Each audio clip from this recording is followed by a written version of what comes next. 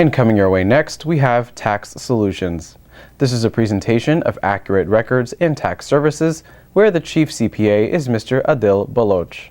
On this set, the host is attorney Ramesh Khurana from the Khurana Law Firm located in Gaithersburg, Maryland.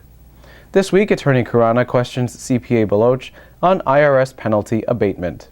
Tax season is here, and I suggest that we all pay extra attention to this discussion.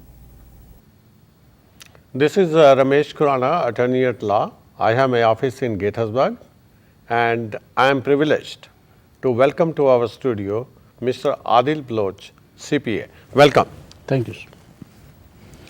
Mr. Baloch has his office in Montgomery County, in Montgomery Village, Gaithersburg, and his practice is in several states. He, along with his staff members, who are of course very competent, and taking care of the difference in the times. They work long hours to handle the business, and this accounting firm also has some international clients, especially from Pakistan and India, who come here to set up their businesses, and he would provide them accounting services and other preliminary assistance. So here is the man, and I am going to ask him questions about the tax resolutions, and we will go back and forth between individuals and corporations. Now you tell me, let us say that certain amounts are owed by the individuals, and the major components of the amount owed are interest and penalties. So basically we say that these are locked in. So is there any way that with the assistance of a professional, IRS will be willing to enter into a compromise and give some discounts or rebates? Sure. First of all, Mr. Khurana, thank you very much for the nice introduction. My pleasure. You deserve it. You're probably nice to me because you're a good friend. You deserve it. Yes, to answer your question, yes, there are some options available to both individuals. As a matter of fact, businesses also, we can later on maybe get into that discussion as well. But penalties, when it comes to penalties, first of all, interest is a different animal altogether. These are two different things. In the overall picture, as we had talked about earlier, the offer and compromise and those kind of things, potentially you can get rid of everything depending on your circumstances. The thing that really matters, that really counts, is the intent, the willfulness. What were your intentions? Did you really do it with the intent to do away with something that you legally owed? Or is it because, let me give you an example. For example, I'm working with somebody right now, the husband and wife, very successful couple. They're getting up there in age. A couple of years ago, wife actually fell down, broke a leg. Medical bills, was not able to work. They were not able to afford the lifestyle that they had, and they had to cut down on a few things. They were over budget, of course, for a number of months. They had some issues because of that. Obviously, the tax bills racked up. But somebody like that would be a perfect candidate, that whatever happened was something beyond their control. Because of medical condition? Correct. Which now, totally not only unforeseen? Correct. Not only that they did not pay, but the husband not being able to pay attention to anything else. This was not an effective financial management. The husband just did not have the time to do anything else but take care of the wife. By the time they realized what had happened, and they started talking about in hundreds of thousands of dollars in tax bills, and just the interest and penalties and tens of thousands of dollars. Obviously, there are people. IRS is run by human beings. There's people there. There's such a thing called Taxpayers' Bill of Rights. You do have options. You do have the option to tell your story to the IRS. You can explain it to them. You can tell them what exactly happened. It wasn't my fault. I did not mean any harm either to the system or to the law or to anyone else. It's just that I just was not in a position to do it. I am in a position to do it now, but everything else that happened during the course of that time frame when I was not in a position to do that, what about all that? They probably will come forward and they probably will help you. Now here's the thing. It's not as simple as just picking up the phone and giving them a call. nobody will listen to you. Nobody will. There are certain things, there are certain prerequisites that you have to follow. You have to, as I said, it's the law. You have to follow the law. You meet those prerequisites. You satisfy certain conditions. Now you are in a position to actually talk to them. For the most part, when it comes to the abatement of the penalties, they prefer to see everything in writing. They prefer that you prove everything to them, and it has to be backed up with a documentary evidence. Only then you are in a position to actually make something happen. So to answer your question, yes, everything is fair deal. Now, as far as the interest is concerned, as I said, it's a different animal. It becomes a little difficult because the argument behind that is that if you had access to the money, you had access to that interest if you invested that money someplace. Because if the IRS had that money, they would have made that interest on that money. So now, since you are paying me my money back, you might as well pay me my interest back as well. That argument is actually a little difficult to beat.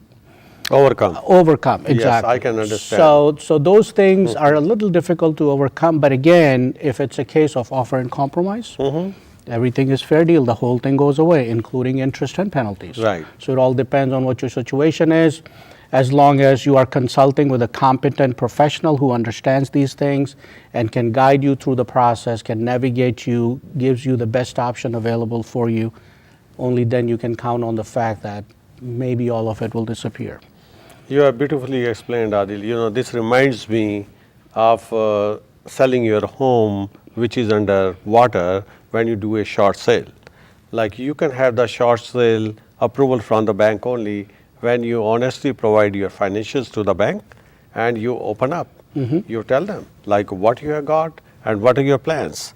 And of course, after evaluating your financials, they may allow you to the short sale, and probably some part of the loan may be forgiven. Correct. So I think there are so many parallels between what you are telling about the IRS discounts, concessions, and some kinds of similar lenient treatment to be given. Okay. Now, let me ask you one more question. That are there any certain deadlines which are set forth in the law, like you have to do certain things by this date, and if you don't do it by that date, and then probably you cannot get concessions from the IRS? Correct. And I think we have brought this point up time and again in the past as well. The key is, if IRS is sending you something, first of all, IRS will always send you something in writing. They're required by law to provide you certain things at certain intervals. Every time they send you something, they will tell you what their next step is going to be. They're very clear in their next steps. If you pay attention, they will tell you how much time you have, what will happen if you don't respond to this, and then as soon as that time is up, you're going to get another notice. They will tell you what they're going to do next. Now, if you keep ignoring all of that, obviously you will get to that point. So it is very important to keep track of these deadlines. Deadlines could mean a difference between just a bill to a lien, to a levy, to a garnishment, perhaps your life turning upside down. You just have to keep track of these things. So yes, there are certain intervals, and in the interest of time, we can actually go from one extreme to the other. There's 30 days intervals, there's 60 days, there's IRS. When you deal with the IRS, the statutes could be anywhere from 6 years to 10 years, and depending on what you're dealing with and what is it that you're doing.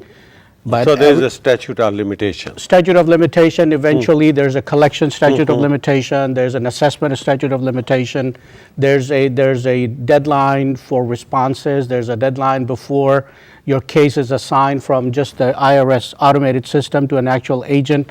There's a deadline for after it has been assigned to an agent to the agent decides to put a levy on your account. There's a deadline for everything. And the law actually requires the IRS to communicate with you to let you know every step of the way what's going to happen next.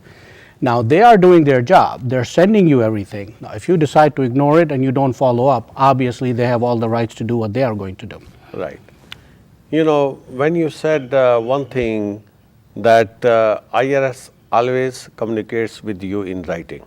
Now, this part is very important, especially I would like to tell the audience now. I have received so many calls during my practice when the people would say that I received a telephone call and the caller said, I am the IRS agent, and you owe money to the IRS, we are coming to arrest you. And you pay this money, otherwise you will be in trouble. And sometimes they will tell you that warrant has already been issued, we are coming to arrest you, and they scare people.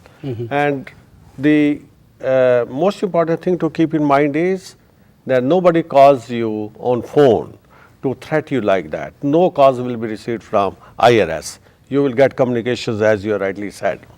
Now this is very important It is comment, very important comment. It is very important. I actually always took that as something on the lighter side. I always thought it was a joke because believe it or not, I used to get phone calls myself. I used to have voicemail messages left on my voicemail machine all the time when I come back home from work.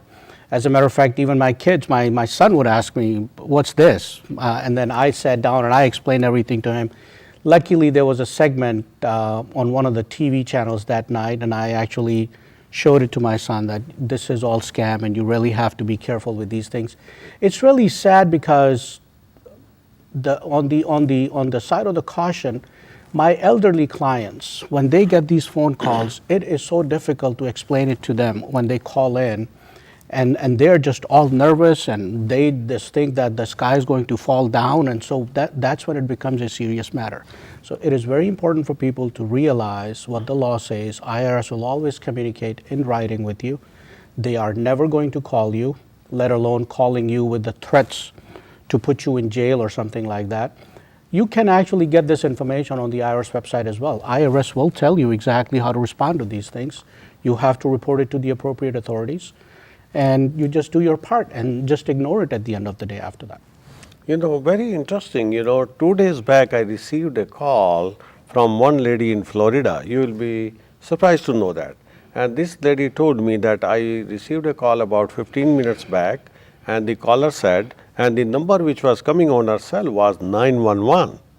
And the number said that you are a foreign national because she just moved from Europe to Florida. And you have not registered yourself with the Department of Homeland Security, and we are going to come and arrest you. And then the caller cautioned that lady that you are likely to be arrested, or your arrest is imminent, so you stay wherever you are. And the lady decided to stay there. She waited there for 10 minutes, and after that she called me because she was my client earlier. So she called me and she said, Mr. Khan, I have received this kind of call. I listened to her story. I said, start moving. Don't stay here. This is just a fake call. Don't worry about it. Yes. She said, but this is from 911. I said, go home, and what you should do, at the most you can call 911 and ask them that did you call me? And of course you will get the answer, no, there was no such call. So that is very unfortunate. All these kinds of scams are taking place. But as regards IRS is concerned, the word of the wisdom is you get everything in writing. Everything in writing. And additional thing which you have told us is they tell you what is going to happen in future. Correct. So they give you the roadmap. Okay, you resolve this issue now, otherwise this is what is going to happen. Maybe there will be a levy, maybe there will be a lien or garnishment depending upon the situation. Great. Now we are left with just 1 minute, Adil. Can you just tell us whether the IRS debt will go away if a person files bankruptcy? Interesting. It's a very complex clause in the law. The answer, the long and short of it is the answer is yes, as long as you qualify under certain conditions. It might be that you just owe for 1 year, and as long as the statute dictates that you can get rid of that debt based on the bankruptcy, yes. But if it's multiple years, then it might not be possible. Great. Maybe we will discuss this topic in some another session. Sure. I know that you need more time. But thank you very much. Thank you. For coming to our studios, having and me I over. appreciate it. Appreciate it. Thank you, and we appreciate for being with us.